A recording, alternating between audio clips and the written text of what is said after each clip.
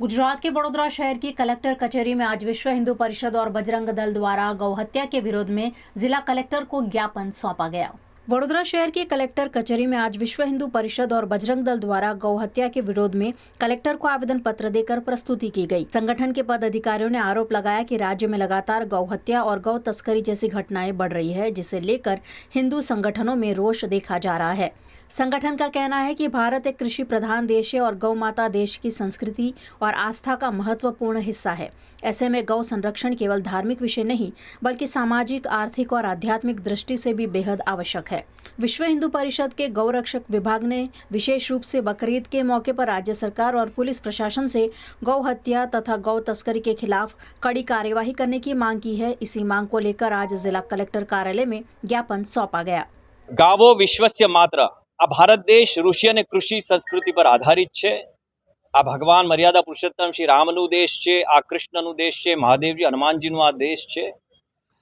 આ દેશમાં જો સરેઆમ ગાયો ચોરાતી હોય, કપાતી હોય એ કેમ સાંખી લેવાય?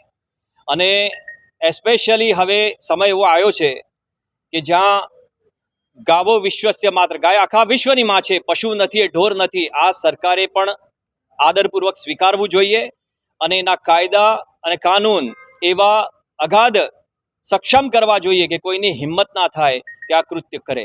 આજે વડોદરામાં વિશ્વ હિન્દુ પરિષદ અને બજરંગ દળ સંયુક્ત ક્રમે દક્ષિણ ગુજરાતના સર્વ ગૌ સેનાપતિઓ આજે કલેક્ટરશ્રીને આવેદનપત્ર આપવા અહીંયા પધાર્યા।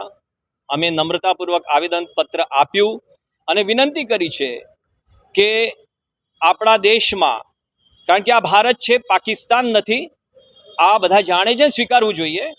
તો અહીંયા ગાયો કપાવી ના જોઈએ, ગાયો ચોરાવી ના જોઈએ। ગૌ રક્ષા, ગૌ સંરક્ષણ, ગૌ સેવા એ સન્માનપૂર્વક થવું જોઈએ।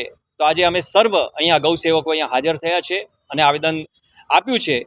આશા કરીએ છીએ કે ત્વરિત તાત્કાલિક ધોરણે આના ઉપર અમલ કરવામાં આવે અને આપણા દેશને ઉજાગર કરવામાં આવે। જય ગૌ માતા કી।